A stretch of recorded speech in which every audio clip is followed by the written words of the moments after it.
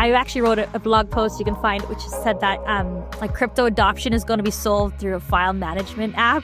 But it's amazing. If you look in existing application stores, they have hundreds of millions of users, these file management apps. We were a pioneer in the DePIN space. We were building and deploying before DePIN was a term. And we're built on the Ethereum network because things like IOTEX and Peak didn't exist at the time of when we were building. But we're now what's called a DePIN aggregator. And this means you can use our hardware to provide infrastructure to other blockchains and other types of Web3 projects and applications. And by doing that, you can earn that project's token as well as our token. So now we have the FX Blocks Lite, and we have another version. So one has, I think, 8 gigabytes of RAM and 1 terabyte of storage. Then we have another option, which is sold out at the moment, but we'll bring some more into production. That's 32 gigabytes of RAM and 2 terabytes of storage. And we have had in the past an ETH staking version where we partnered with Rocket Pool, and you could use it more as an ETH miner or staking device. But at the moment, we're really focusing on deploying FX Blocks Lite. And it is modular and composable. So although it comes with 1 terabyte or 2 terabytes internally, you can add in any additional storage you want, either internally to the device, or you can just daisy chain it in through USB-C. If someone uses our Rails, our protocols, and builds a decentralized application on top of the protocols we've developed, nearly 40% of our token, so if you've got 1 token, 40% of that goes to all the open source developers and downward dependencies that contributed to the development of that application. I will say, however, we've also been experimenting with Starlink. So if you can connect one of your FX blocks to Starlink, you can then propagate that internet, like local area network internet, throughout a pool of boxes. So that could be a really interesting use case. If there wasn't access to rural broadband somewhere, or we look at remote and indigenous communities could potentially benefit from spinning up one of these local pools. You've just heard from Dr. Kate Withers, founder at Functionland.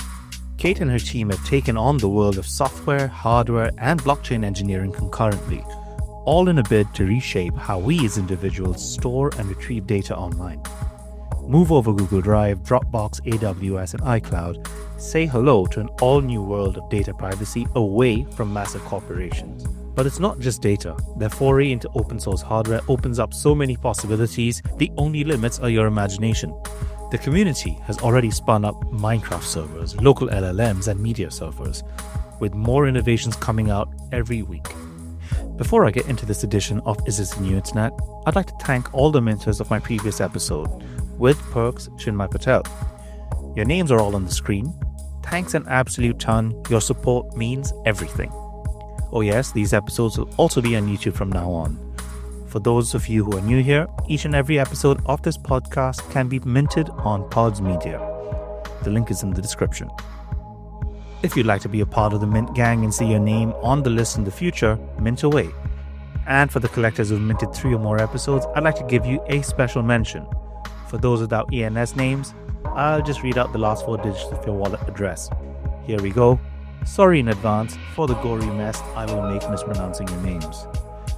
AICSB, Rudra, Crypto Badal, Wick3, Web3 Ninjas, Pedro Villela, A Toma Tomo, Based Students, 0x Alden, Wiscott, Unicorn Rainbow Links, Frenchie, 14A8, 0x Jensen, 68F6, CAB4, CBA1, 0x Lucas, Cryptech, 0x Gia Pedros. And finally, subscribe on your favorite podcast platform to be notified of every episode. I've also got a newsletter that includes each episode, the companion blog, and a lowdown of events and media that made an impression on me. It goes out every other week. You can sign up at my website, marvynpaul.com. So let's get into the latest episode of Is This the New Internet with Dr. Kate Withers of Functionland. So with Dr. Kate Withers, welcome to Is This the New Internet? Thank you, Marv. Thank you for having me. Could you like to tell the audience a little bit about yourself, please? How did you get into crypto? When did Toronto become home? And when did you feel that you wanted to build something over here within the crypto space? All right, sure. So I am originally from South Africa, but have lived here and gone to high school and university here in Canada. So a while ago, I used to work for an institution called the Ontario Centres of Excellence. And this is where we helped startups and small and medium-sized enterprises adopt technology or innovate. And so I was involved in a few blockchain projects, more around transparency and supply chain and things like that. But I remember encountering something called a Jax wallet. So I was so excited and intrigued by that. So I got a Jax wallet and I was able to teach myself how to buy some Ripple and Stellar lumens at the time. So I'd really thought, I tried to look into a bunch of the coins and I thought those seemed to have the most utility perhaps in the long run, looking at how they would replace Swift codes and parts of banking and things like that. And I think Ripple at the time, it still seems to have some kind of Toronto presence. So those ones were maybe the first ones I bought, but I don't think I even have access to that wallet anymore, unfortunately. But really wanted to learn about blockchain, and I'm always looking at the cutting edge and what's the latest in technology or innovation. And so blockchain really spoke to me. So I was originally approached by now a very good friend, Kayvon, to work on an artificial intelligence project back in around 2016. And this was to look at natural language processing and some of the things that we're seeing today in terms of LLMs or personal agents. But back in 2016, it was called Assistor.ai. And then around 2021, we re-examined what we were trying to do, which was always to look at first principles and look at monetizing open source developers. So this was something that open source was our key tenet to always focus on. And we saw this opportunity to look at Web3 and the incorporation of hardware and blockchain protocols as a means of monetizing open source developers. So in order to do that, we needed to look at both hardware, blockchain protocols, and software protocols. So around 2021, we formed the company Functionland, and then we joined forces with our other co-founder, Ehsan. And now we've added on team members or founded others since then. So that's kind of where Functionland started and our interest in blockchain. Nice.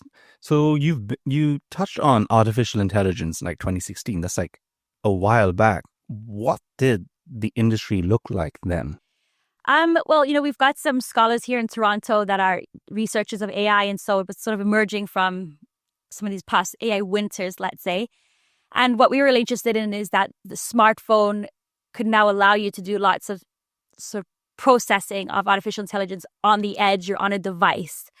So we had wanted to look at sort of contextual agents or maybe something that even help in the workforce, but this idea of processing things on the edge was becoming much more technologically feasible. And so that was what piqued our interest. Okay, nice. And were any of those things that you worked on now present in other large language models that we see today, or did the industry take a different path towards achieving this? Well, it's kind of interesting. I think I wasn't quite aware of where it was going per se. I was just very excited to be working with NLPs, and Kayvon, though, is very much a futurist. So he is one of the people that really leads the vision for our company. And he could see, I think much more so than others, this idea of local agents or agents working and acting on our behalf. And he was very much a fan of this idea of this contextual piece. So agents not just working in the dark or working from prompts or rule-based things, agents that had some kind of background knowledge that they were working from. That's fantastic. That's really cool, because this is kind of where we want AI agents to go right now. So it's fascinating that this was in the conversation so many years ago. Yes. And so it's kind of interesting. We'll get into it a bit more, but with FX blocks now, we've been able to deploy a local version of DeepSeek. And so now we're basically running an entire LLM inference mechanism on our FX blocks. And so to me, that really speaks to our AI sister roots from back in the day. Cool. Very cool, very cool. So could you tell me a little bit about your background as a builder in crypto, as a business leader in crypto? You told us that you first bought into it as an asset that you would like to invest in, but how was your journey from trader and investor to business leader? All right. So my educational background is actually in agriculture. So agronomy, growing crops like corn and wheat, like really large broadacre crops. So for my master's, I started to realize that we were creating a lot of data and analyzing a lot of statistics, and we're using, computers in the lab or our laptops. But there was this need to pool the data somewhere and have access to it. So later on, if another researcher wanted it, they didn't have to reinvent the wheel, or they could grab that data. And sometimes the data was just stored on a graduate student's computer or professor's computer or filing cabinet, and then it just became obsolete. It wasn't retrievable. So I've always had this idea of the need for big data and mechanisms and data preservation, I suppose, in terms of research. When I left academia and joined the Ontario Centres of Excellence, which is now the Ontario Centres of Innovation, there I helped put together projects between academia, companies, and startups, and had to work on what they call the advanced technology platforms, so 5G and cloud computing. So those were the two where I had to go meet with companies, meet with professors, figure out the needs of the company or the research interests of the professors, and then put together projects. So I've always had to understand where companies or projects were from a technical perspective. So what they needed to do to technically integrate to advance, especially with product development or commercialization especially. So, the things that work really well in the lab and that were well understood, but to get them to commercialization is one of my passions. And so that's really helped me in my role in Functionland because we've had to commercialize hardware, commercialize our software protocols. And then as a partnerships lead, I'm talking to L1s, L2s, decentralized applications, data oracles, RPCs to see, do they need Functionland? Do we need them? And sometimes it's not good to engage with a company whose time you're just going to waste essentially because there's no need for that integration, right? You're not compatible. There's no upside for either company. So I've become really good at seeing exactly where the piece of technology is and then what it needs to advance, and then who I need to have conversations with to make that happen. So could you give us the 101 of Functionland? So we can start for the non-technical folks, and then we can probably get into the technical details a little bit later. All right. Well, Functionland is, like most projects, constantly evolving, but we always have these strong roots from which we come from. So Functionland originally was this idea to help people store their own files and photos. So when we were looking to launch Functionland and start our company, Google was threatening to announce that they were going to start charging people to store their files and photos. And they had always promised consumers the ability to store things forever for free. And then all of a sudden they said, we're going to start introducing this tiered pricing model. So that's exactly when we launched our first sort of GitHub repositories, and we wrote a big article in these like developer-facing media sources to say, hey, we're here and we're going to fight this idea that consumers are going to be boiling frogs when it comes to cloud-based like applications, right? So we said, let's build a hardware device that acts as your personal server that sits on your desk, and you can save all your own files and photos to this device and be able to do that for free and be able to retrieve your files and photos and own them yourself. So for instance, some of us have Dropbox subscriptions, and maybe you stop paying those, and luckily I think Dropbox is hanging on to things for people for at least for now. But if you stop paying and you lose access to your Google Photos or your Dropbox files, it could be gone forever. And then also, like I said, you're this boiling frog in that they could keep raising the prices or making the amount of storage you're given access to smaller and starting to squeeze you from a subscriptions point of view. So that's what Functionland started out as. And then with this hardware device, if you provide 1 terabyte's worth of storage to the network, and it's not strictly storage, the storage and compute aspects as well, then you can reciprocally get 1 terabyte of storage back from the network. So in that way, you're able to store your files and photos for free.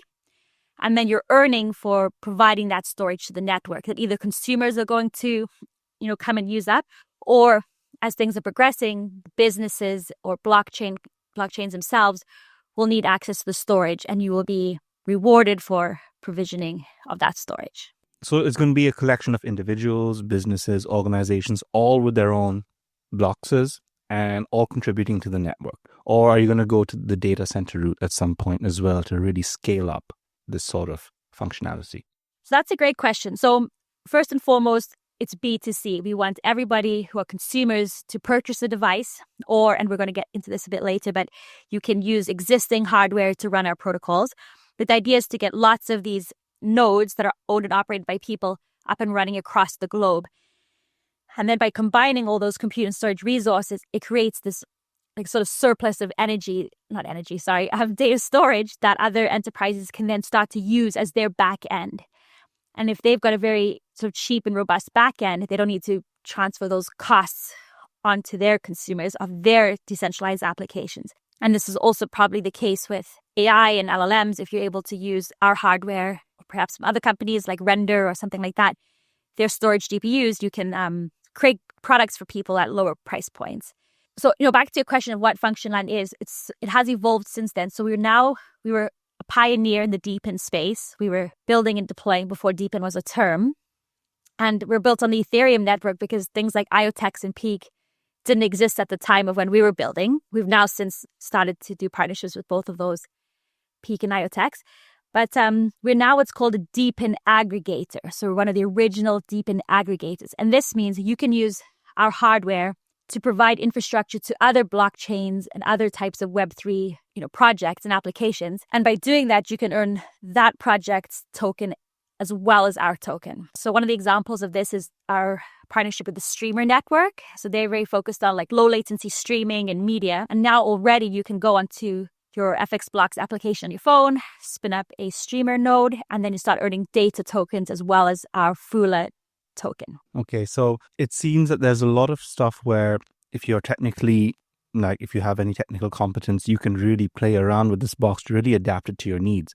So for someone who isn't that technical, how much of a plug and play set of options do we have with this sort of functionality? Yeah, so we've always wanted to be plug and play. We really wanted to make this as easy as possible for anyone to get up and running, regardless of their technical background or where they are in that learning curve. We have had some, pushback, and rightfully so, from our community saying it's not as plug and play as you have said, because there have been some sort of onboarding issues, but our community, both technical and our other community members, have been working all together to make that onboarding process much more streamlined. So you can imagine we've sent out this piece of hardware, and then we now need to do these over-the-air updates. So in some cases, we needed our early users to reflash their hardware. That's ended up being a little more technical than we would have liked.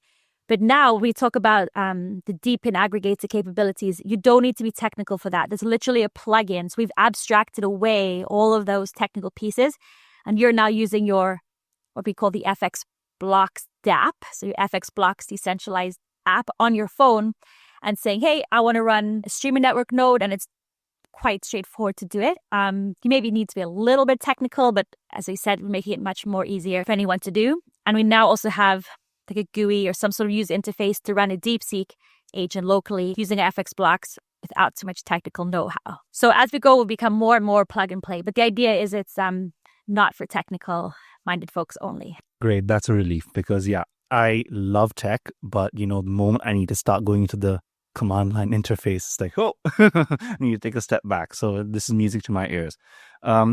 You mentioned the open source world, and you mentioned how you wanted to make stuff for the open source world. So how has that informed this part of your journey, and how do you plan to keep integrating this with the open source world in the future? Right. Okay. So first and foremost, all our code is open source. You can find it on GitHub. You can fork it. You can add comments, raise issues, build upon it.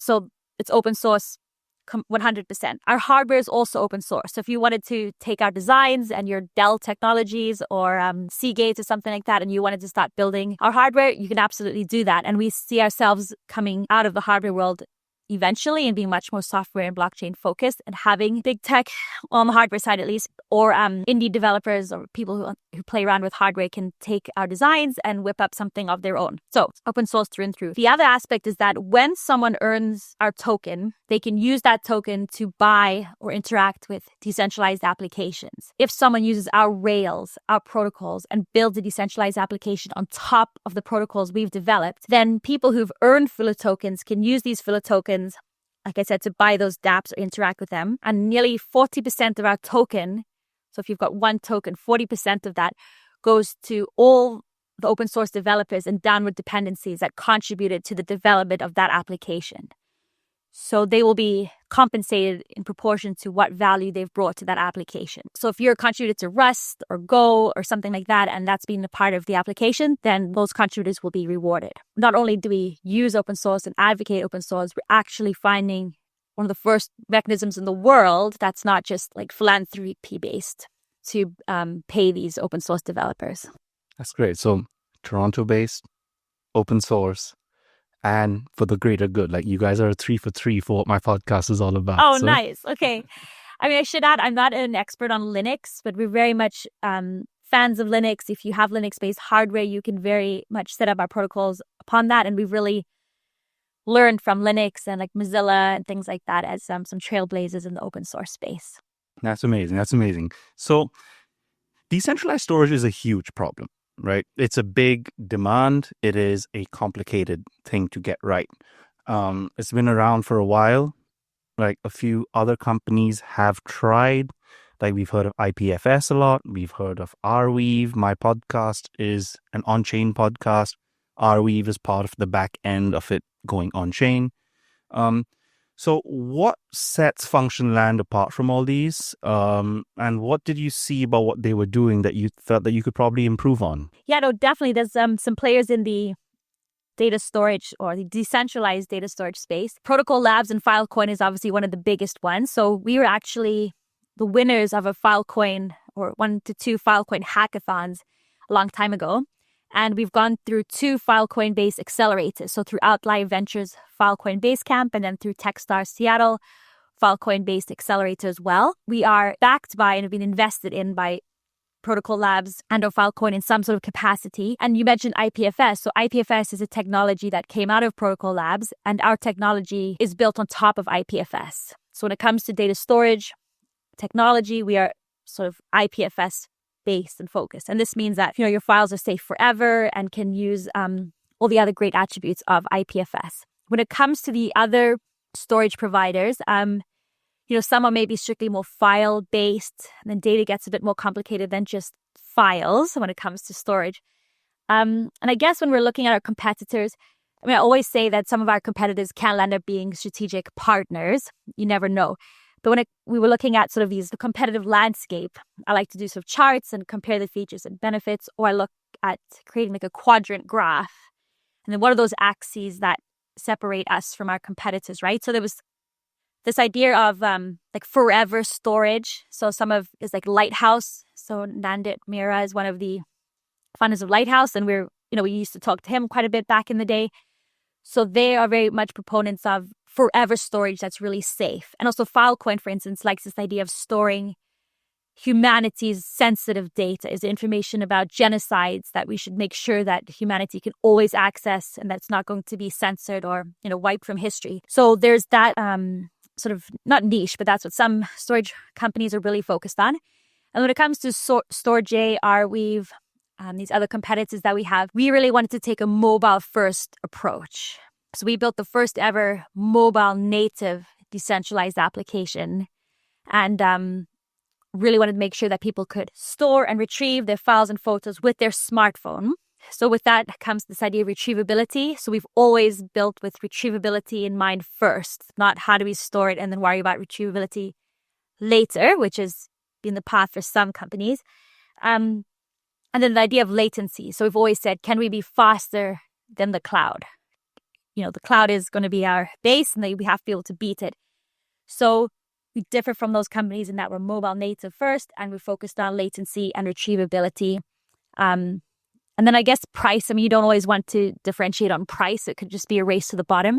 But with this idea of being able to reciprocally provide and access storage, obviously can bring the price down quite considerably as well. Great. So there are probably competing offerings, right? Competing priorities, not offerings, like low cost, privacy, and ease of use. So how are y'all specifically addressing these competing priorities? Yes, I think so with privacy, that's very, very important to us. And people do prioritize privacy, especially when it comes to storing personal files and photos. But it's not always something you can sell things based upon. Like, people talk about privacy a lot, but then they'll often opt for convenience sometimes. So we really want to be able to, privacy is not a negotiable. So our files are encrypted, and we make use of a lot of Ethereum's tooling to make sure that things are encrypted while they're being stored, while they're being transferred. Privacy is first and foremost, but then that accessibility and retrievability is one of our major focuses as well. So they are competing. Sometimes it's you have to pick one over the other, or they can affect each other, but we've been able to really sort of hone in on all of those at once, I'd say. This idea of permanence is a very tricky one because what does it mean to store something online permanently? Could you walk us through, like for a layman, when we store stuff on the cloud, what happens? And how does one compare that to what happens if we store it on the decentralized web through Functionland? Yes, I think for this question, I'd maybe put it to one of my other co-founders who have thought about this through and through. I can say that because we base our storage on IPFS, that idea of permanency comes from that technology to a large extent. We also, through our peer-to-peer network, will take your files and photos and then store them redundantly up to 5 times across the network. So if one of your nodes goes down, you're always able to, it'll actually spin up an additional copy to make sure that that redundancy factor is always there. So we use IPFS to make sure it's like there forever. And IPFS is based on a content addressing. So rather than pointing to a file and saying this is where that file is, or where it's located, it's actually based on the content addressing, the content itself. So it's easy to, not easy, but one is able to pull on it essentially forever. Yeah, and I think when you're not focused on storing things in a centralized text data centers, if they go bankrupt or if a data center itself geographically is disrupted or taken out, there's less risk if it's stored in in a network that has thousands of nodes all over the world. Okay, great. So I think that's a great segue to talk about the specific nodes that you are creating with Functionland. So the FX blocks, they look beautiful. Thank you. With complete credit to you and the team for making something that looks so good. If it's going to be on someone's desk, it better look good, especially with how design has gone really far forward since the pandemic, right? Since the home office is this all-important space for you. You need it to look good. You need to feel comfortable. So can you tell me about that? How did you come up with that design? Where does, the functionality shift into you doing some creative expression with how it looks? So did you think about that balance? And who is it for? Tell me your top 5 types of profiles that you think of people that would be most interested in a box like this. All right. So originally we had an FX blocks design that had multiple towers. I believe it was 9 towers. And then it had a hub. So you could plug and play and take out a tower and replace it. You could have 1 tower or 9 towers. We still have those further down our pipeline, I'd say, or further down our roadmap. But we were able to actually put so much utility and so much versatility into 1 tower, which we'll talk about, that it actually offset the need for the multiple FX blocks, 9 tower unit. So we do sometimes have some strife with our community because they really had wanted that original design, and it's not here yet per se, but none of the utility or usage has been compromised whatsoever. You can do everything with the FX blocks Lite and the versions that we have today available, which I'll talk about in a second. In terms of the design, so I think Kayvon, of course, is one of the major original designers. So he's our hardware specialist and, the visionary.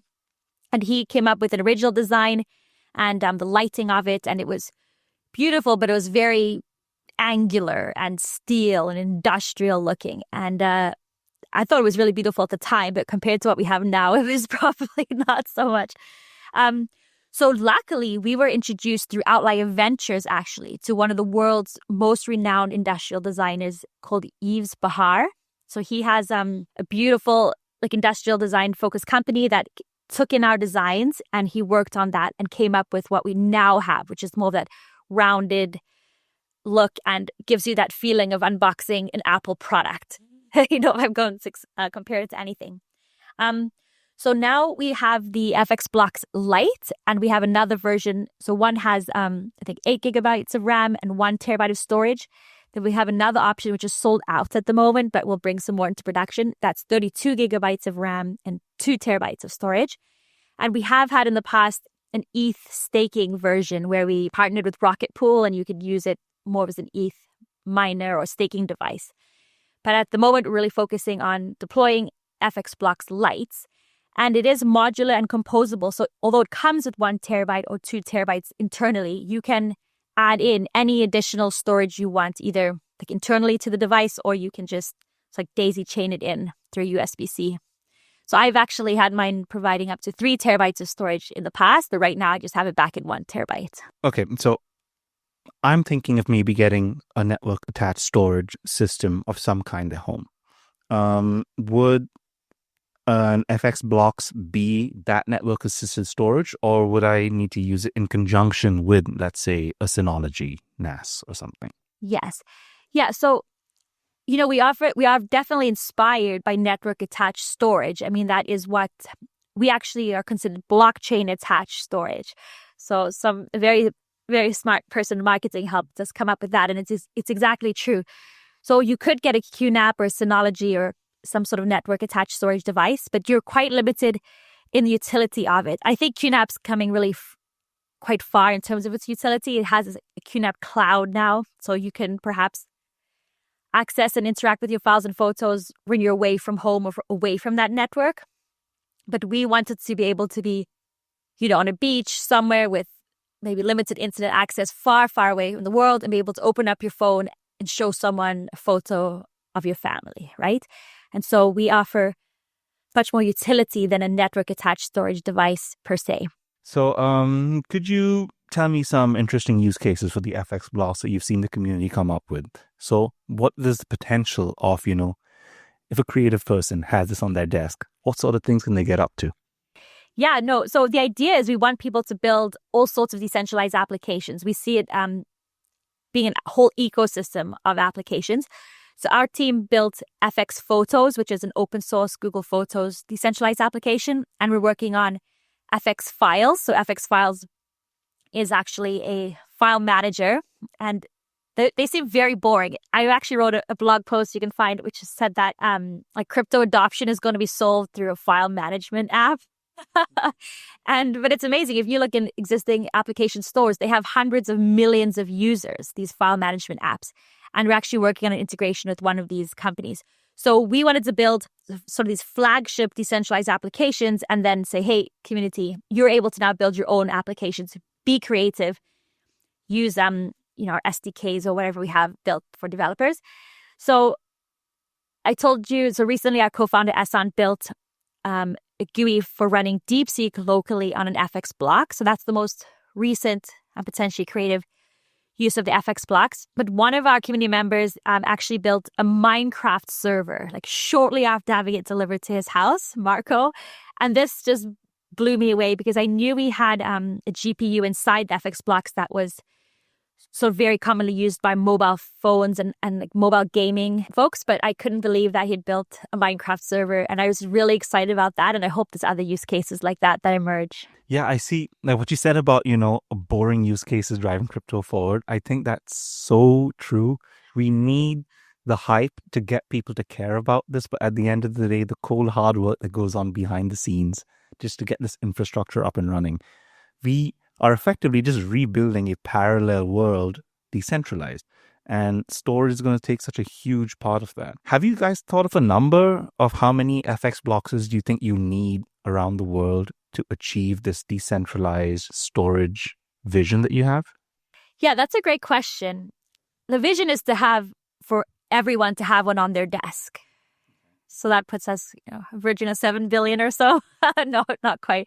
The more nodes that are out there, the better in terms of the total amount of storage that those nodes provide. But more importantly, it's the distribution of the nodes. To me, that's more important. So the number is important, but then the distribution is also very important. So we want, at the moment, if you fire up an FX blocks and get it set up with a network, you have to choose a pool. So either you can create your own pool of FX blocks if you had some kind of use where you wanted to have 5 or 6 or multiple FX blocks working together, or you had a really low latency need, and so you wanted to have to in really close proximity to a pool of FX blocks. So at the moment we have about, I believe it's 3 based on where you are in the world. So if you have an FX blocks in Denmark, then you're going to join an FX blocks pool that's more European located, and in a Toronto one you're going to be more of a North American based pool. But then the number of pools is continually expanding as more boxes come online. So there's no fixed number. I mean, obviously I want to have the most decentralized storage available out of any offering or company out there today. So we could get those petabytes up there. Filecoin obviously has a sheer amount of storage, and storage companies out there have really high node requirements. You almost have to be, a company or a commercial entity to be able to run one of these nodes, whereas we really want it to be just people that can spin one up really easily with low computing needs and low electricity usage as well. So, yeah, I don't know if there's a fixed number, but I'm really excited. And the fact that we have one of ours completely sold out right now is, it's validating, but luckily we're able to just continually spin up more batches. But I want to touch on the local aspect you brought up. So is there like an incentive for someone in like a remote part of India where there may not be a local pool of FX blocks? Would there be any added incentive for someone to create something new and afresh over there? Like, is there a mechanic within the system that sort of encourages a more widespread and a more interlinked network of blocks? Is this something that has been considered? It's a good question. I think that might arise more so when there's that B2B and enterprise play more so. So as I said, we're consumer focused initially. And then if there was, some sort of enterprise in India that wanted access to a whole bunch of decentralized nodes, but they wanted provenance of that data to remain within India, as an example, or anytime you care about the provenance of the data, we can at least say, your data resides within this country or this region. And that could be really important for health records or for legal purposes. But in terms of individual incentive, I think if you were, to be paid to have a node in a certain locale and to be able to provide a certain amount of storage and belong to a certain pool, there would be that incentive or mechanism there. But I think, with Helium, or where you're providing nodes for IoT networks or the internet, and you really, really need that expansion there might be that incentive to be the one providing that node.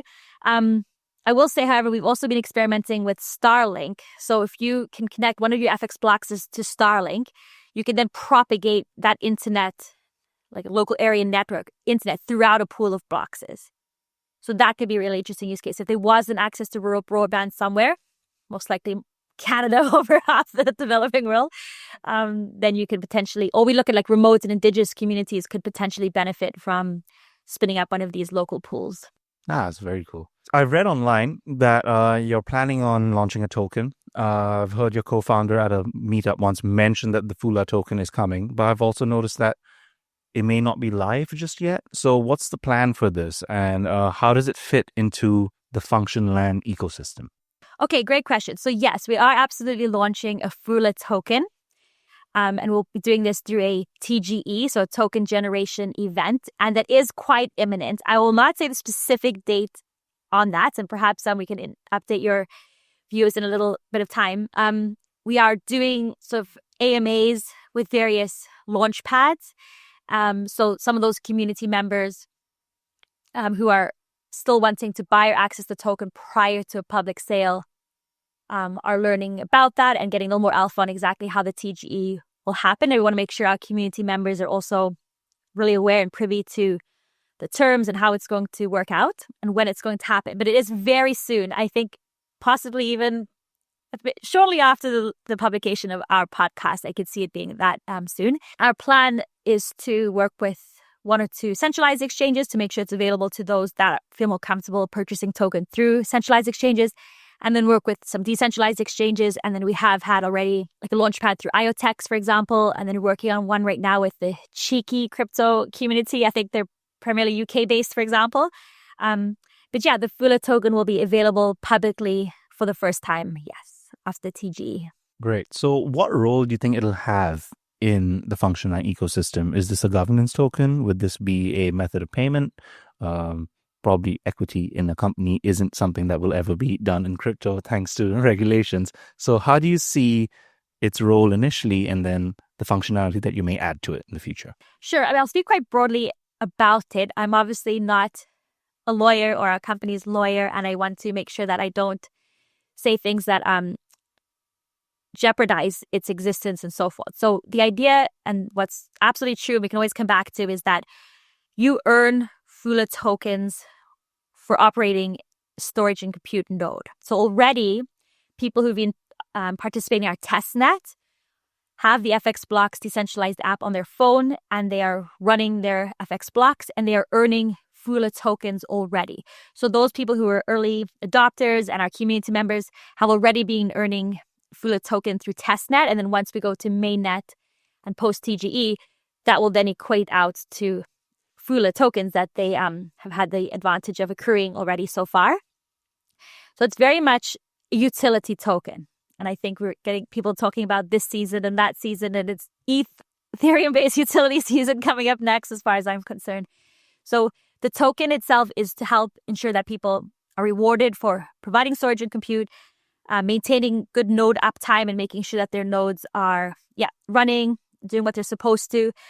And then also, like I mentioned, how it can pay other decentralized application or code developers and those downward dependencies. So the token itself is used for those purposes. And essentially, like the blockchain aspect, like that layer 3, I suppose, that we build on is a ledger to say, who has stored which files, where, and for how long, and so that they are rewarded proportionally to what they've been providing. So that's what the token and the blockchain really does. It's a ledger of basically it's proof of how much provisioning you've provided and what you're providing to the network. Okay. So is there a different price for example, providing storage versus providing compute? Is there a chart or something that people can look at to sort of predict the sort of earnings they could expect for a certain amount of contribution? Yeah, that's a great question. I think, will be quite determined by the market, and as the market is maturing. We have in the past built ROI calculators that people could use they could say, what's the ROI on purchasing FX blocks and how soon would it be paid off? And that calculation itself is continually shifting and changing, because originally we had said you buy an FX blocks for X amount of dollars and you don't have to pay your cloud storage costs or your cloud subscription costs. And so we saw what is the offset of that. But now, then there's also the ability to earn the token for providing storage. So you're offsetting your cloud storage costs, earning for providing. But then also now, because we're deep in aggregator, you can earn, let's say, data tokens from the streamer network in addition to ours as an example. And that ecosystem itself is just growing. So it'll always be just one token. We're not going to have multiple tokens. And I'm sure the storage and compute would be sort of combined as some kind of value that the token would equate to. But how the ROI works and how you earn and at what rate, I think, is in flux depending on where we get with the roadmap. Anything else you'd like to talk about with the token? Anything you'd like to build up on? Any anticipation ahead of the TGE that you'd like us to discuss in more details for potential earlier investors? Well, as I mentioned, those who already have an FX blocks and it's plugged in and working and linked into our network have already been earning, so they already have that advantage. So if you were to obtain FX blocks prior to our TGE and participate in testnet, then there's an advantage, although that advantage is closing shortly because of our TGE event. But I'd say definitely, and we'll re-emphasize our socials at the end, but definitely follow us on Twitter and join our Telegram. So in our Telegram, we've got a main channel for everyone to chat, and then also support channel for those that are onboarding their FX blocks units. And then just, pay attention to the socials and also come out to Toronto-based events because we're there chatting and talking. And I think we'll be quite involved with Consensus coming up in Toronto here and the Futurist Conference in May as well. So I'll leave it at that. Yeah. Very cool. So I'd like to talk about your founder experience a little bit, because as someone who's running a business, my mom was super excited that I would be talking to you, because finding, a highly qualified female business leader in this space, it's like she's very excited to see more people involved in this manner. So, what about the cultural norms in the space have you had to, address as a female founder over here? And, there is definitely like a bit of a bro culture in crypto. So how have you managed to navigate that, while still, having your eye on the ball? Yeah, it's a great question. I don't really have any answers per se to it. I definitely am proud to be a woman in Web3. And I think I really felt that during the last bull market. I think I was at ETH Lisbon and I got to meet all sorts of women involved with different organizations. And there's the SheFi movement as well that I'm observing and seeing lots of women developers or other people based in Web3 get involved with.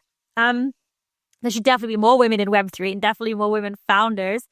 I think I was really lucky to find a team that just saw me as another teammate, and we just got on with it and started building. And I'm really, really glad to have the teammates that I have, because they've incorporated me in, every decision, all the technical aspects, and also taught me. I think, I mentioned we had that AI startup initially prior to Functionland. And, Kayvon taught me as much as he could about AI, but then I landed up going to Durham College and studying AI to make sure that I could keep up with everyone and keep my skills really sharp.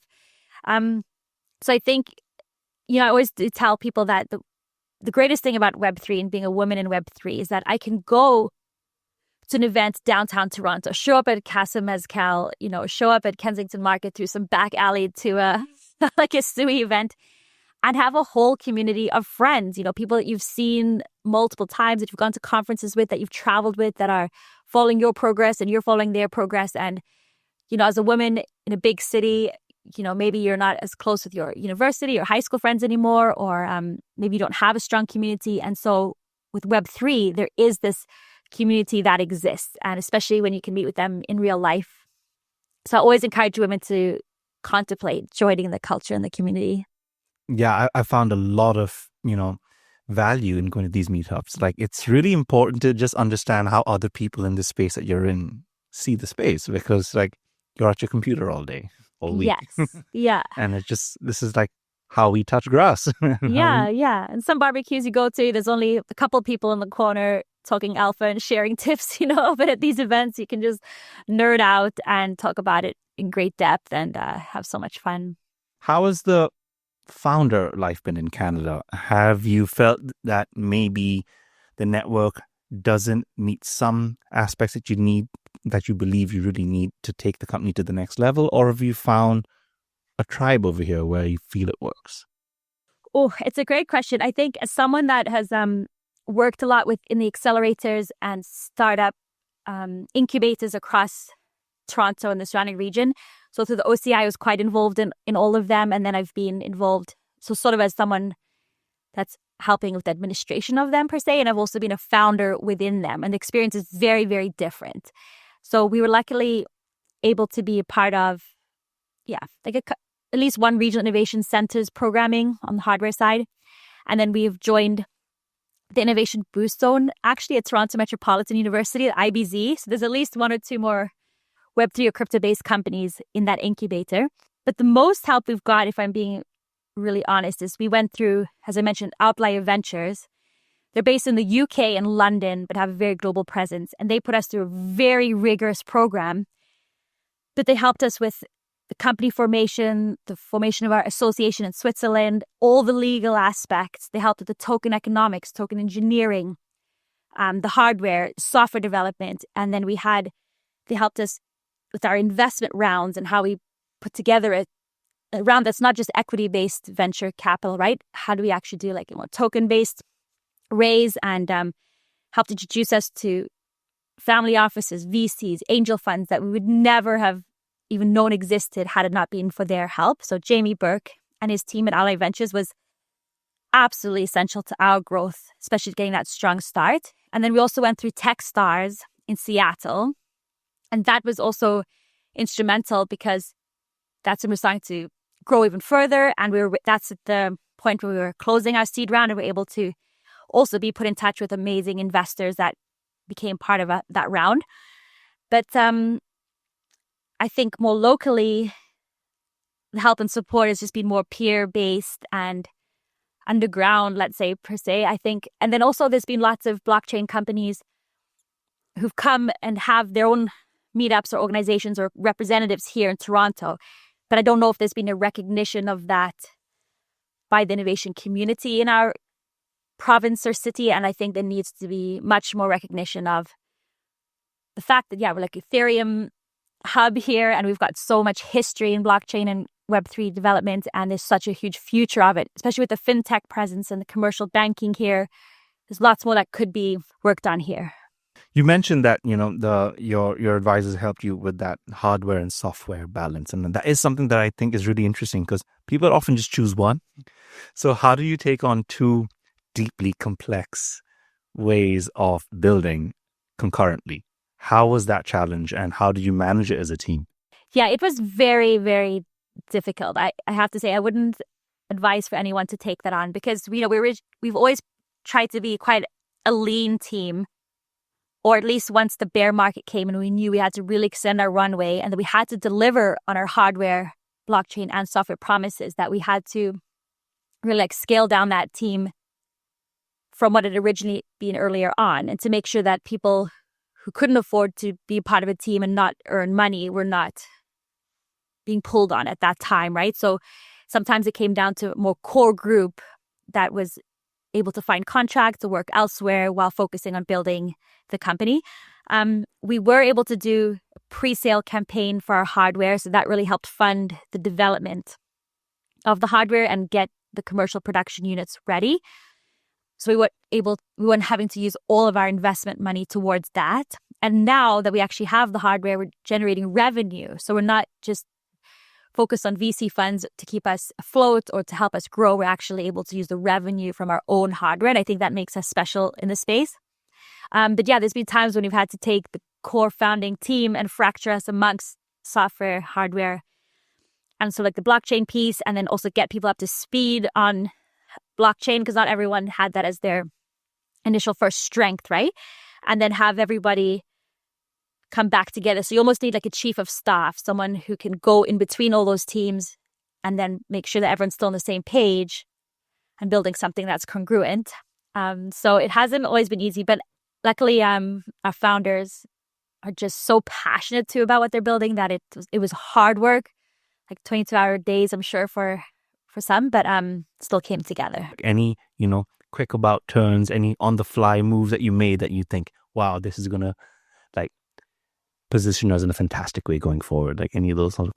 Yeah, two quick ones. I'd say number one, we originally built on Raspberry Pis, and we needed a significant amount of Raspberry Pi, I think there was C4s or something like that, to actually deliver on our hardware campaign.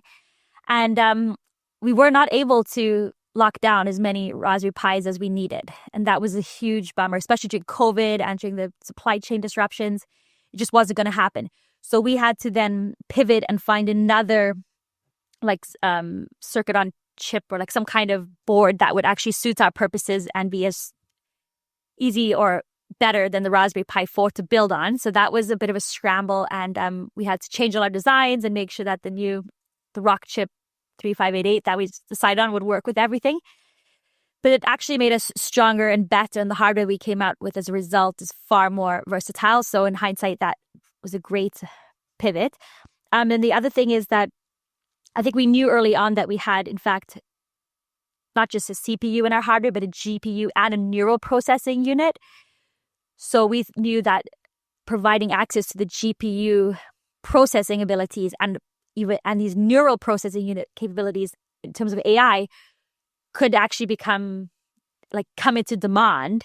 So this was 1 or 2 years back, but nobody was like knocking on our door or anything like that. But we kind of knew we were going to be building for this decentralized infrastructure needs. And now all of a sudden, everybody wants access to GPUs and CPUs and inference models and training and stuff like that. So like another pivot that we knew was coming. So sometimes people say, oh, now you're saying your AI and now you're saying your compute. And we've always been able to provide that through a decentralized mechanism. So it's always been part of like our roadmap. It's just making sure like the demand was there to pull it and make sure there was product market fit. I love it when a plan like that just comes together. Yeah. What unexpected challenges do you say the Canadian startup ecosystem has thrown at you all? Anything that you think was a bit of a surprise? Yeah, interesting. I think we've always known that the VC ecosystem, like there are VCs here and they do invest, but investing in deep tech or blockchain or crypto may not necessarily have been a part of their thesis off the bat. But I don't know. I think that they are still actively investing. Sometimes maybe the VC community in Toronto gets a harder time than it needs. But when the Liberals announced that capital gains change and shift. So I don't exactly know all of it, but basically they said that there was going to be like a penalty for capital gains. And this really startled a lot of founders and builders, and a lot of companies and founders threatened to leave Toronto. And I just thought that it wouldn't really happen. But then I did notice even in my own street, I've lost 2 families that have moved to Silicon Valley or Boston. And I'm not sure if they had better employment opportunities or if they were concerned about that.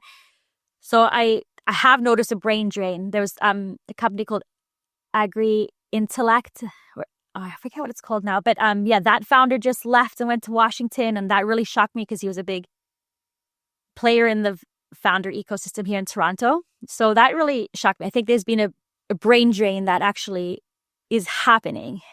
So I'd love to see that be halted and reversed quickly. Have you seen anything that would, suggest that it is being halted or reversed in any way? They say I think some of the candidates that are running for the Liberal leadership have said that they would not enforce this capital gains plan that they had. And certainly the Conservatives would not enforce or put that plan in place. So there's maybe relief in that side. But I don't think we need to be far more competitive, Toronto, to attract and retain innovative companies and like really, like brave founders. I think we have to make sure that this environment is competitive compared to Silicon Valley or Boston or Singapore. So I need to see a stronger signal. But I'm never leaving. So yeah. I'm sure the folks at Toronto DAO also share a lot of your similar outlooks on this. That is kind of their mission, to keep tech founders in Toronto so you can build from Toronto out. So yeah, there's a lot of similarities there. Yeah. So this is your second bull run as a founder, right? So how is this one different, and what did you learn from there that you feel gave you a bit of insight into how to be proactive in this bull run? The fervor and frenzy and the excitement around that initial bull run, I think it was like DeFi summer of 2021 or a little bit beyond that, was really, really exciting. And to go to conferences, especially developer focused conferences, was just such a thrill. And this time around, I think the meme coin situation has taken a lot of liquidity out of the space, and I think it's really hurt a lot of people. And I follow lots of different people that give advice on investing and trading, give out their alpha. And I was alarmed to see some of the people I respected a lot and whose shows or blogs or videos I loved really push these meme coins and try and make cases for why dog with hat or pop cat or something is going to be this long-term hold or something like that. And so I was really, now, everyone's upset that these meme coin projects may have been rug pulls or whatnot. And it doesn't need to be a rug pull or a scam to be dangerous for people to invest in and engage in. So I was really excited for this bull market. In fact, to see this utility coin and alt season market pick up and some of these really strong altcoin projects to do well again. But the very recent things that have happened in crypto are really unfortunate. And I hope that we can get back to building solid utility-based projects. So who do you think needs to be the first mover to make this shift happen? Is it the users? Is it the founders? Is it regulators? Where does this change that you wish to see begin? I think it has to be the builders building things that have true pull, true demand, and that achieve product market fit. So I think, it's totally up to the founders to build something that's actually useful and wanted.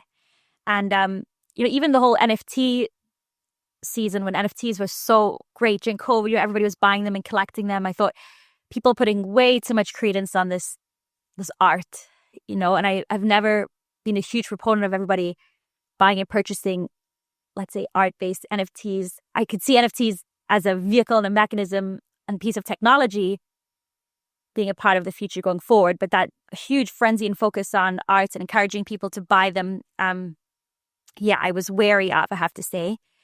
But I think what's going to happen is projects like ours that offer what AWS and the big tech clouds do now. So is it like content distribution, retrievability, low latency, maybe mobile gaming, things like that. So where projects actually provide the back end and the infrastructure for facilitating cheap, fast, easy, AI, gaming, and social-based decentralized applications will win.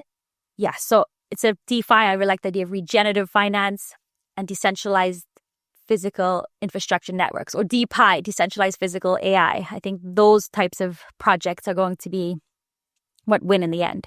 Nice. Have you seen anything in this market that you really like? You can name drop some projects, you can name drop a sector, whatever you like. Anything that you think this should be getting more attention. And I wish this is the kind of use case I wish people banded behind more. All right. Well, I like to consider myself like an ETH maxi. I love everything that's sort of being built within Ethereum. And I know that there are really strong projects to use like the ERC20 token, or who are leveraging Ethereum's security or various aspects of the blockchain that haven't even been realized yet or haven't even come to the forefront of the market yet. So I know there's just a lot of potential that still is coming to fruition within that ecosystem. I like some of the projects coming out of Protocol Labs. It's sort of decentralizing itself. So one of them is Storacha, which is a direct competitor to Functionland in terms of like hot retrievable storage, but it's built on top of Filecoin, whereas ours is more built on IPFS and is, I'd say, more decentralized, at least for now. And also there's one called LilyPad, which is decentralized access or democratized access to GPU and compute. So if you have a research project and you want to run a big training model exercise, then you can use Docker or container and use their infrastructure to run it and then be able to get the results. I see people hinting at DeSci, decentralized science, but having come from academia and knowing how research projects work, I don't see how DeSci is going to be on our doorsteps anytime soon, or anyone would realize how a project could be wrapped up and completed and then reward all those investors who believed in the project, because academia and research just operate so differently to business in the real world. So I keep my eye on like DeSci and RWA, real world assets, but I like the idea. I'm going to focus right now on decentralized cloud computing and what's related, adjacent.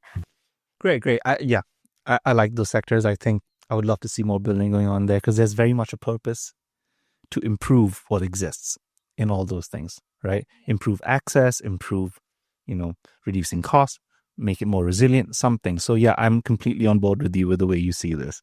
And sure, there's going to be rising demand for it, right? With these AI agents and LLMs. So meeting that demand is key as well, yeah.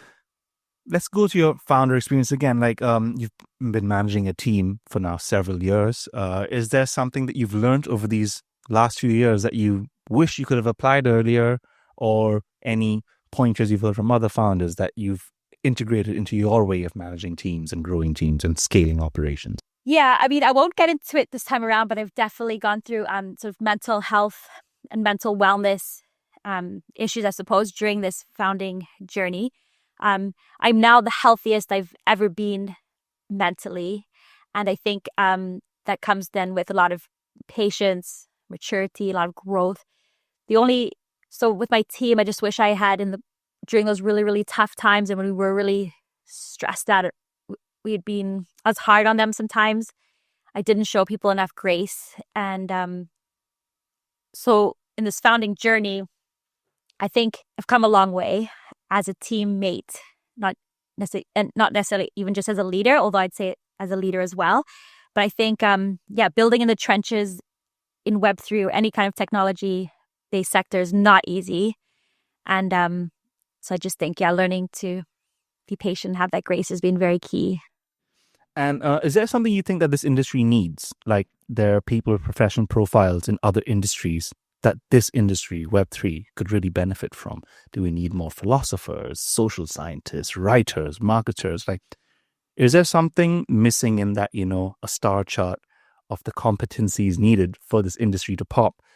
Is there an axis that you think is a little underserved? That's a really interesting question. I think, when I'm on stage, when I'm watching panelists and people on stage, those that do have a strong philosophical background or background in history. So like Juan Bennett, for instance, he's the founder of Protocol Labs, and he is so intelligent and has so much depth when it comes to history and philosophy and why one should build things and why public goods are important and why we should be building those public goods is very refreshing to hear. So I think, some more of that. With community building and community organizing, that takes a certain skill set for sure.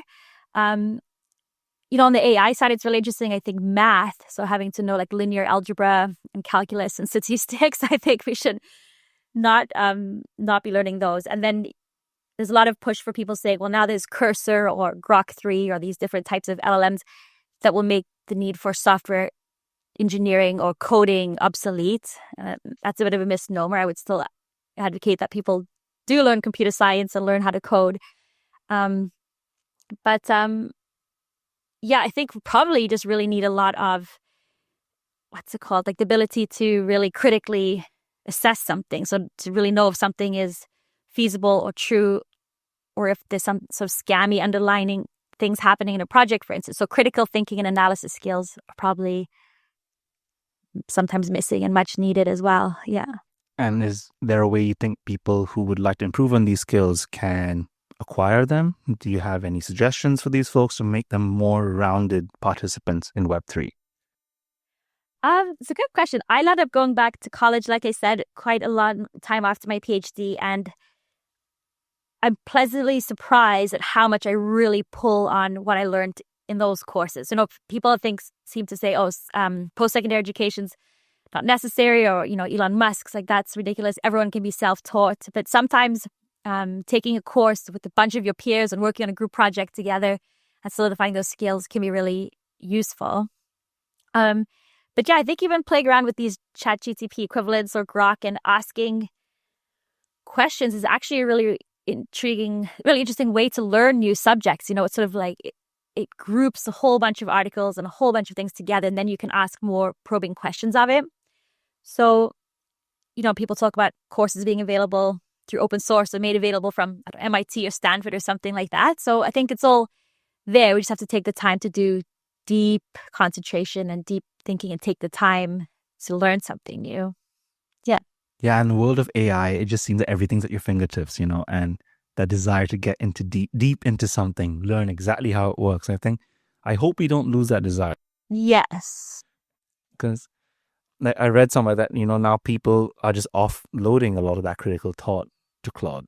Yeah. And I use these things as well. But yeah, I found that as a writer, having LLMs that write has actually made me think more about my writing. Really? Hey, yeah, I think I tend to agree with you about that. Yeah. Because I don't want to use words that I used in the past that LLMs tend to overuse. I'm like, it gives me like a slight ick somewhat. Yeah. So it's making me second guess how I present ideas. So what you said about, people don't need to be software engineers. Some people believe you don't need to be a software engineer because like a cursor can do so much. I think it's more important to be a better software engineer so you can check the work of the AI, enhance it to get it up to a professional proficiency, and make sure it works. Yes, no, for sure. Or even like cybersecurity. And I think that's something that Toronto and Ontario should be pushing as a skill set that people can learn and go find employment in, for example. So like you don't want to just coast along when it comes to cybersecurity. You want to be able to go back and analyze like a critical situation and how it happened with a person in the loop, maybe. For sure. So, it's been amazing having you, Kate. Like we've been chatting for a little bit, and yeah, is there anything that you'd like to tell the audience? Any tidbits of wisdom? Any bit of encouragement? Anything that you'd like to share that you think leave a mark on my audience? Oh my goodness. Well, I'll first just say, do please look up Functionland. We are a great and growing community. We're filled with all sorts of fun and interesting people, both locally here in Toronto and around the world. So you can find us at the handle @Functionland. So on Twitter and on Telegram, Discourse as well. And do come to these live events in Toronto. Come help build the community. You'll find us there as well.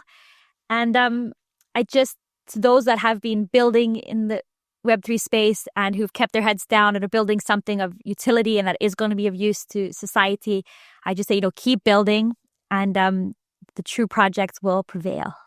Anything that the fans can look forward to ahead of the token generation event? Any specific thing that they should be ready for? Any exchanges that they should be looking to sign up for ahead of this launch?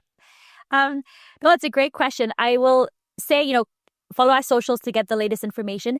If you have an FX Blocks already and you haven't been able to get it online yet, please do reach out. I know Matthew from Toronto DAO just got his up and running recently, and we're glad to see that.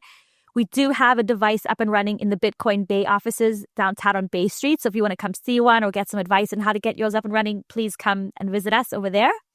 And yeah, just reach out to us, DM us. We are available to help and support. Thank you so much for visiting over here, Dr. Kate Withers. This is Marv and Dr. Kate Withers signing off from Toronto, Canada. Thanks so much for listening. I hope you enjoyed the episode. Do leave a rating on Apple and Spotify to help this podcast reach more people, and share this with anyone who's passionate about what the new internet could be. If you'd like to support the podcast, each episode can be minted on Pods Media right into your wallet. Link in the description as always. Take care and see you on the next one.